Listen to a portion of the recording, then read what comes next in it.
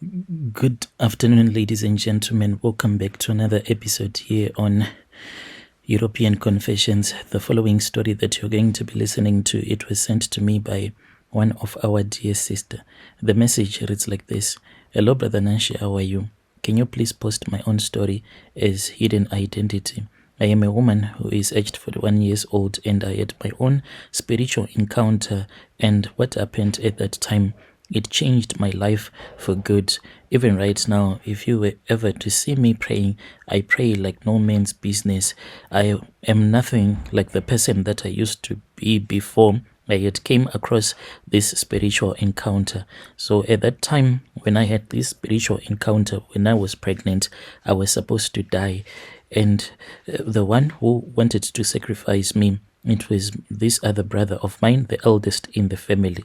The funny part about this brother of ours, he had actually gone to South Africa to go to this other Bible school because forever he wanted to become a pastor. He had that desire to become a pastor. When he came back, he was a changed man. And at that time, everyone could see that this man, he was now a changed man. He called us for a family meeting. Since he was the eldest in the family, we went there, and then he told us that he wanted to become a traditional healer. And as a family, we were like, how come? Like, we grew up going to church and now you want to be a traditional healer? Isn't it when you got the opportunity to go to South Africa, you were so happy because you were going to become a pastor? So what changed when you were in South Africa? He then said that it was because he had spoken with his ancestors and he had met his ancestors there in South Africa, and they had told him that they wanted him to become a traditional healer. So when he came back, he said that he was no longer returning back to South Africa to continue studying at that Bible school. All of a sudden, that was when he brought his wife to my place. So at that time, his wife was also pregnant. And then he said that he just wanted to go somewhere and he was going to come back to fetch his wife. At that time, when he left his wife at my place, we didn't even know where he had gone to. He went missing, Brother Nashi.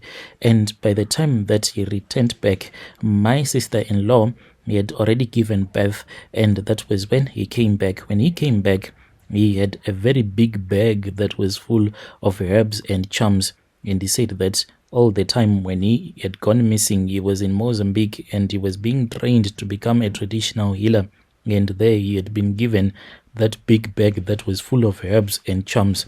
And he said that, I want to give you some charms as well. And I totally refused. That was when we realized as a family that the situation, indeed, it was very serious. He took his wife and he went to the village, but there was a lot of problems that he caused in the village such that he could not stay with our relatives anymore, and he came to Harare. But he was now staying in another part of town, and within a very short period of time we started to hear that he was performing a lot of miracles. And at the place where he was staying with his wife, there were a lot of people that would bring their loved ones that were really sick, some of them that were mad, some of them that were crippled, and he was healing them. That is how he became a very famous traditional healer. We could hear stories that were being told about him going to the river, and he would meet up with some mermaids, and sometimes he would even stay underneath the water for a month, and when he would come back, he would be holding a reed basket that would be full of herbs with him.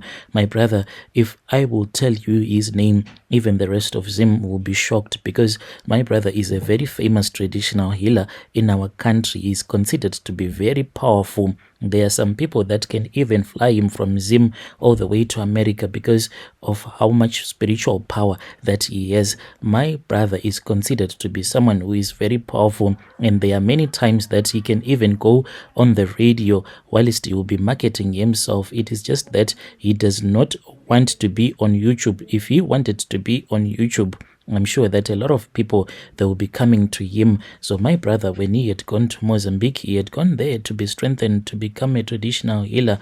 And all this thing that he had a dream about his ancestor telling him that he was supposed to be a traditional healer, he had just formulated it in his mind. It was nothing but a lie. It was just a lie. So in Mozambique, he was strengthened, and he was given this other calabash that he still uses up until this day. In Rona, we call it Gona. So this calabash, it is always supposed to be full of blood. That is where the source of his powers comes from. So there are topologies that we have been told and prophesied by this great prophet, because my brother is said to have 16 topologies that he uses. So when you come to his shrine, you will be helped by these topologies, which are 16 in total. So all the time in his calabash, there is supposed to be blood. And when these topologies of his, when they are thirsty, when they would have worked throughout the whole day, making people to come to him, healing people that will be at his shrine, then at the end of the day, these topologies, then they will say, Master, we want blood, for look at the money that we have given to you today. Please give us some blood to drink. So this is how my brother makes his money.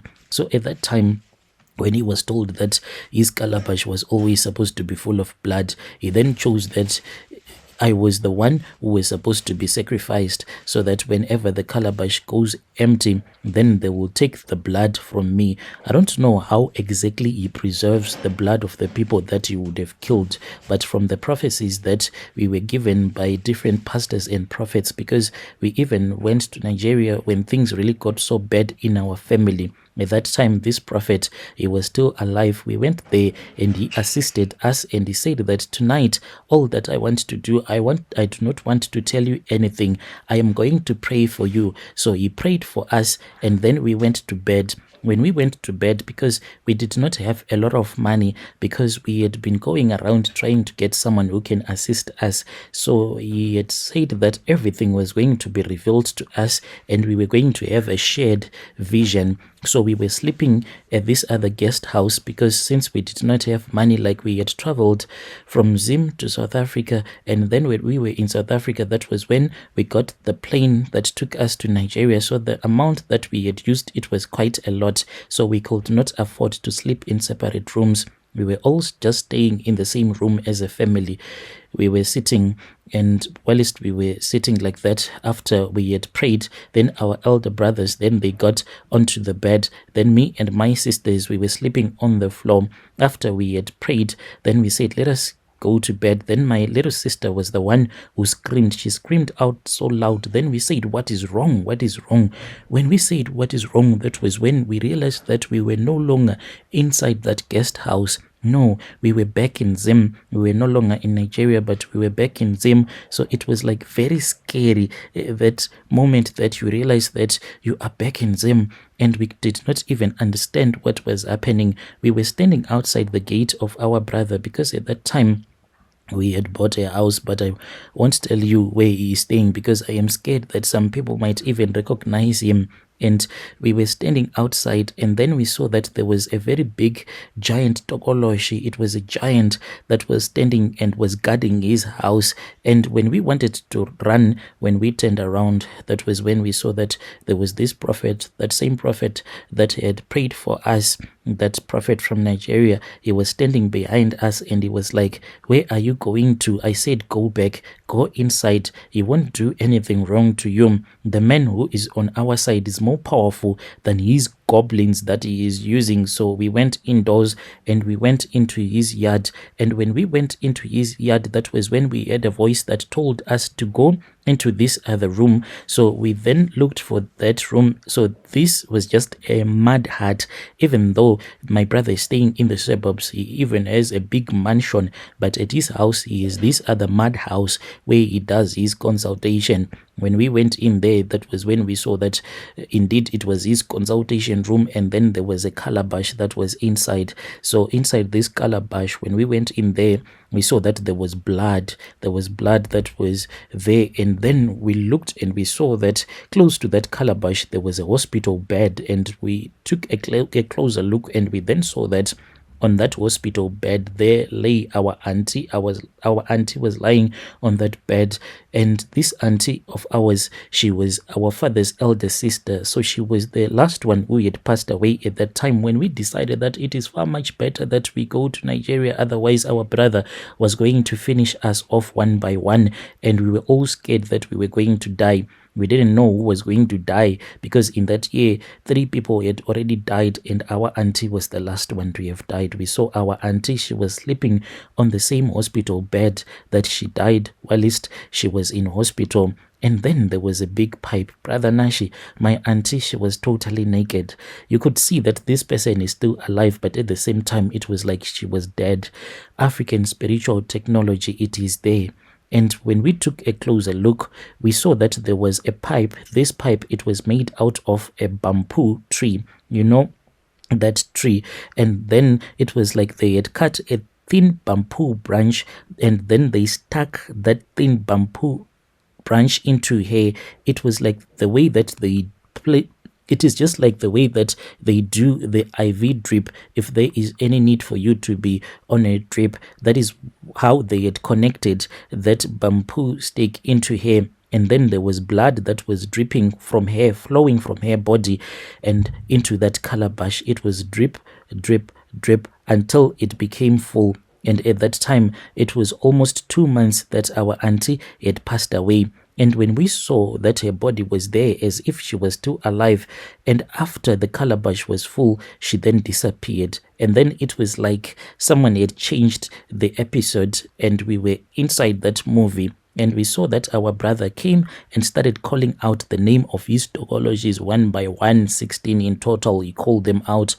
The one that I still remember the name, like some of the names I forgot them, but the one that I remember is the one that is called Ephraim. The reason as to why I remembered the name of that tokology, because he said, Ephraim, Ephraim, come here. Then this tokology called Ephraim came, and when it came, then that tokology started to feel really scared because my brother, he was so angry. And then after that, that was when my brother started to scream at that tokology, and he said, Ephraim, Ephraim, I am speaking to you.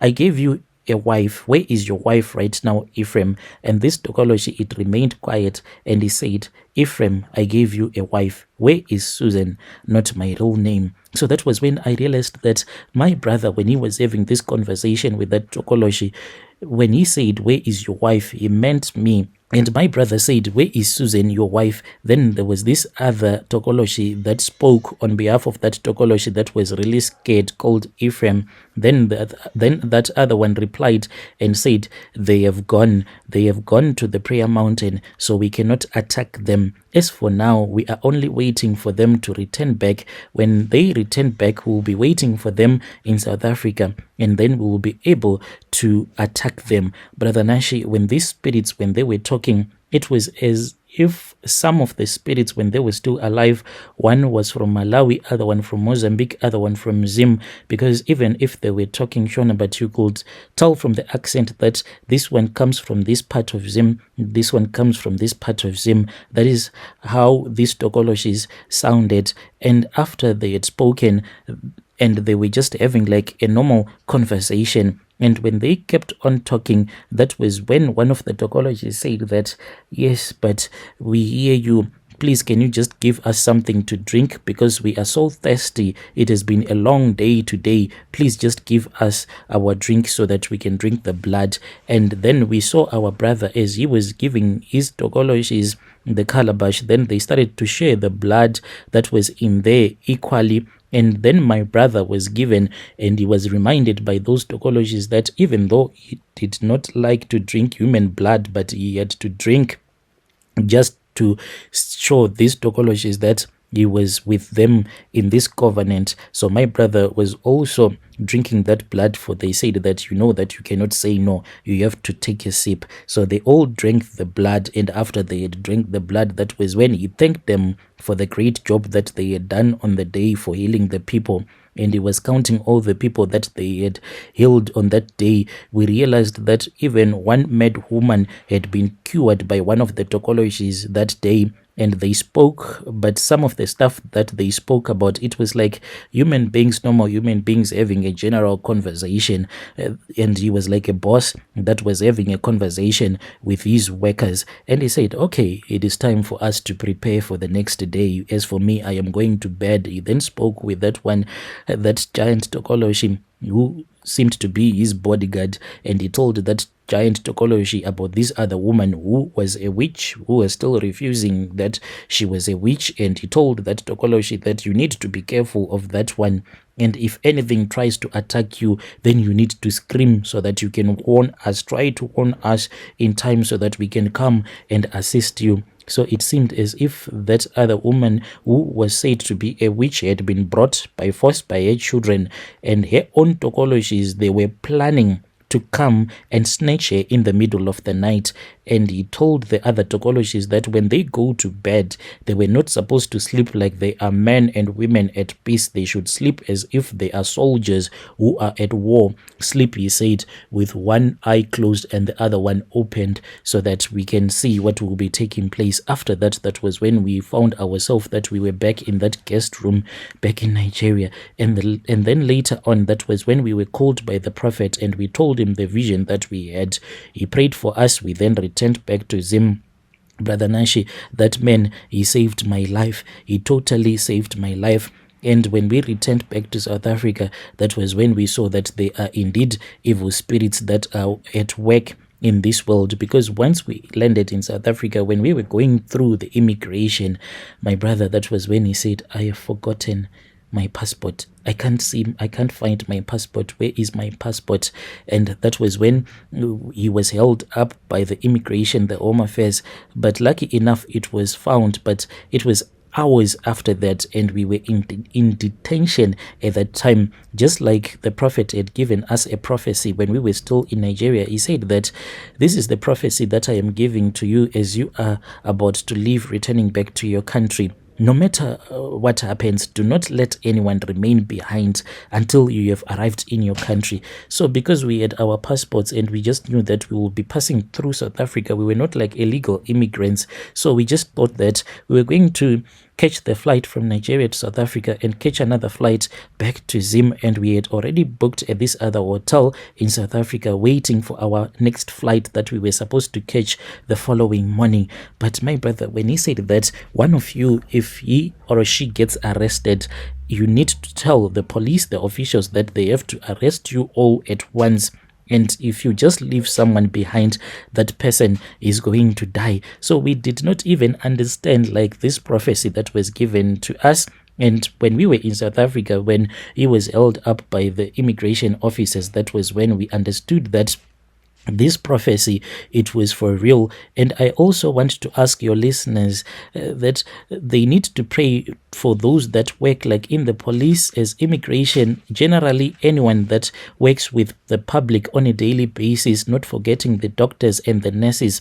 We need to pray for them so that when they are dealing with someone, they don't deal with someone like just generalizing, because there are some people that will be going through a spiritual war. So they also need to be prayed for, so that when they are dealing with someone who is going through that process, then their eyes, their spiritual eyes, they can be opened up. It's like you can be going through a spiritual war, spiritual attacks, then maybe your bank get frozen. When you go to the bank, if the person that you are dealing with is not a Christian, you will just worsen the situation. But when you are dealing with someone who is a Christian, he will deal with you with kindness in his heart. So, Brother Nashi, we were held up by the immigration officers for hours until we were told that the passport had been found. And the funny part about it is that this passport, it was found like where I was seated on the plane. That was where this passport was found. And we did not even understand how it had managed to get itself out of my brother's bag and then came to where I was sitting. After that, we were then released, and then we returned back to Zim. And when we returned back to Zim, then we kept on praying. Mind you, as for our brother, like it really hurts, because sometimes we can even see him. He can even go on radio marketing his work as a traditional healer, yet he does not even speak with his relatives at all. And most of the people, they will be calling to the radio station, and then they will be saying that this man, he has been sent by God, but he is making his family to suffer. So, Brother Nashi, then there was this other day when I was pregnant. At that time, I had clearly told my husband that my brother, he wanted me to die next. I was the one who he was supposed to feed to his tokoloshis for my blood was needed, and I clearly made it clear to my husband that he was not supposed to let my brother, under no circumstances was he supposed to enter into our yard, worst of all into our house. And at that time, when I had a dream, I was always fighting with my elder brother. And in that dream, when I'll be fighting with him, then I will defeat him. And the next morning when I woke up, that was when I found that my elder brother, he had came to visit. He just came, Brother Nashi, without even calling or doing anything. My husband, he was like, I had to respect your brother because this is according to our Shona culture. I cannot say no. And if I say no, what will happen? Maybe one day when you wake up and you are dead, then your relatives will say that when our sister was still alive, you did not want us to come to your house. So that is the reason as to why he had to let him indoors, Brother Nashi. When I woke up, I heard a familiar voice. It was the voice of my brother. And when I walked to the living room, it was like, little sister, here you are. I am here as well. That was when I just felt like a sharp pain in my womb. When I sat down, that was when he said, you are pregnant, are you not? You are pregnant. You should come to my shrine. I must give you some charms so that we can strengthen this pregnancy, because I see that if you do not get any herbs, it will give you some complications in the future. We do not want you to get operated on. He did not even stay for more than 5 minutes after he had said that. He said, okay, I am coming back. And he then gave my kids some money. But after he had left, I took the money and I burnt it. And then he went on his way. At that time, Brother Nashi, that was when I saw that the devil indeed was for real. One night, I started bleeding. When I started bleeding, it was after I had a dream. In my dream, I had seen my brother. He was with that other tokology. That one that I said is called Ephraim. He said to the tokology, where is that calabash? But I saw that when I was having that dream, it was as if I was his prisoner, because they had locked me up in this other room. And at that time, I kept on asking myself, like, what was really going on, because I could not understand where I was. So when he said, where is that calabash, that was when I understood that my brother, he was about to sacrifice me, and he said this is the time for us to collect the blood. So then that tokoloshi said that it had forgotten that calabash. He was so angry and said, quickly, let's run back. So I was a prisoner, and then they went to collect the calabash so that they can come and kill me. And when I had them running away and I then thought of escaping, I woke up and I started running. The moment that I started running in my dreams, that was when I woke up in reality, and I saw that, oh no, I was bleeding, heavy bleeding, and I started crying, and I said, oh, this is a miscarriage. I am having a miscarriage. I had even messed up the bedding. My husband woke up and he went with me to the car. Brother Nashi, my husband, him being a mechanic, he tried to switch on the car. He tried everything. He tried to even jumpstart the car. Nothing was happening. He tried everything. He tried to push the car. It could not even start. And at that time, he had laid me at the back of the car, and I was just screaming in pain. I was feeling as if there was someone who was cutting my womb wide open, because they wanted to take out the child that was growing inside my womb. And then that was when he spoke with one of his friends, our neighbor, and then they came and they picked me up and we went to the hospital. When we went to the hospital, Brother Nashi, you know, like when you are sick, really sick, you can even feel that you are no longer going to make it, because the moment that he was driving, that was when I felt that my spirit, it was even leaving my body. My soul was separating from my body. I opened my eyes because my husband was sitting with me at the back of the pickup truck, and I saw that he was crying. The moment that we arrived at the hospital, he was crying. And when I saw that my husband was crying, whilst he was holding me in his arms, I knew that when a man starts to cry, then it means that there is no more life. And he was avoiding looking at me. And at that moment, when I tried to speak with him, I then realized that I had lost the ability to talk. My voice was gone. My strength was gone. I could no longer feel any part of my body. Like your listeners now, they can think, they can feel, they can even feel their toes, they can feel any part of their body. everything. But when you are about to die, let me tell them that you do not feel any part of your body. You feel nothing, Brother Nash, and that experience, just not being able to feel any part of your body, it is very traumatizing. I don't want to lie to you. I was then taken, mind you, I could see everything that was happening the moment that everything went blank. When I was taken into this other ward, I saw my brother and 3 of his tokologies. They were by the reception and they were looking for my hospital file. They wanted to see where I had been taken to. He kept on looking at all the files that were at the reception, and when he found my file, that was when he started looking for me. He was going room by room, room by room, until he entered into the ward where I was. And then what he'll do is that he would open the door and he would look, and then he would get out of that room if he could see that I was not there, until they reached the ward where I was.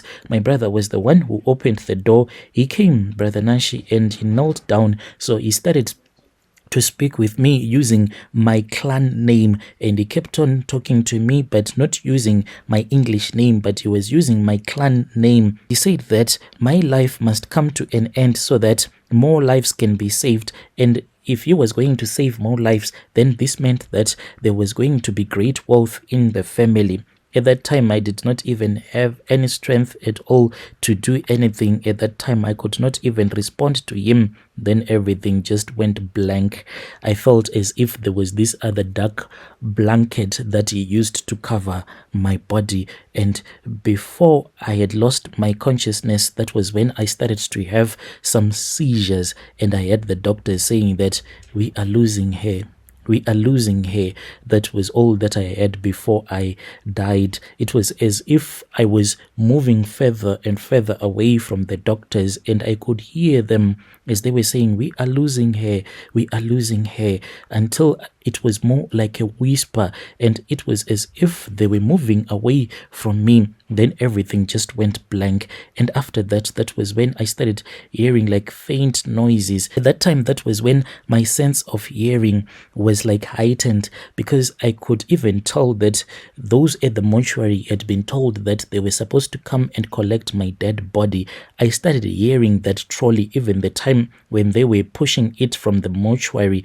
It was very far, being pushed along the hospital corridors, coming, moving and moving closer and closer. I even felt that the person that was pushing the trolley was a man who was accompanied by another man, but I could not see anything.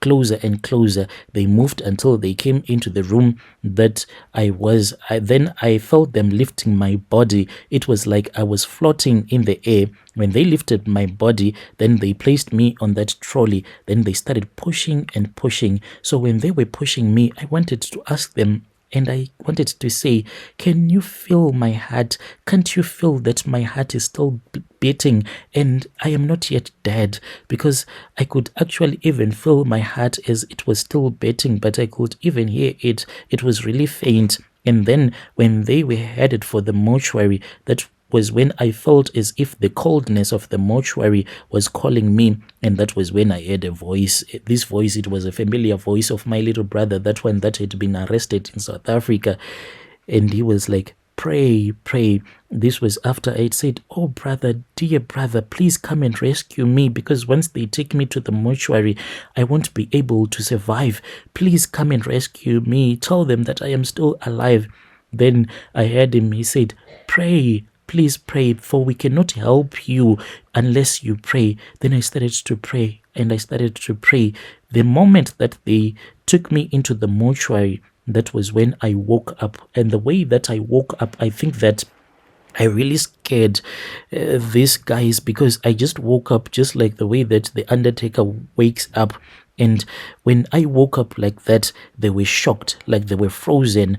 And they screamed. It was one of the guy who screamed so hard. So when he screamed, this made my heart to beat really fast. And it made me to be so weak. And I felt like I was losing myself again. I was slipping into a coma because of the way that my heart was beating so fast. Instead of those men to come and help me, they were even scared to touch me. So I felt that if I was going to fall back onto that trolley, then my life was going to be over. I gathered all the strength that I felt that I still had in my body. Then I said, let me just try to push myself for the sake of my husband, my kids. Let me try to push myself from this trolley. So I fell from that trolley because these men, they refused to assist me. When I fell from the trolley, that was when they realized that this person was not dead. Then there were some nurses that came, and and at that time already I was losing my consciousness. I was slipping back into a coma, and then I was rushed into an emergency ward. Then when I woke up, they had hooked me up to a lot of machines, and then I started to regain my consciousness. This is what happened, Brother Nashi. Right now, as a family, we are just surviving on prayer as a family. If we do not pray, then we won't be able to survive. Usually, as a family, when we are joking, we say that we are like people who are HIV positive, those ones that are taking their ARV pills, and if you do not take them, then you won't be okay. So to us, prayer is like our daily medicine. We have to pray each and every day. Yet our brother is a very famous, powerful, rich, traditional healer, just that he does not like to be on YouTube. If he liked YouTube, he was going to get a lot of customers because of the way that he is very powerful. Dear listeners, right there was a message that was sent to me by one of our dear sister right there. Strange things indeed they do happen in this world. Just imagine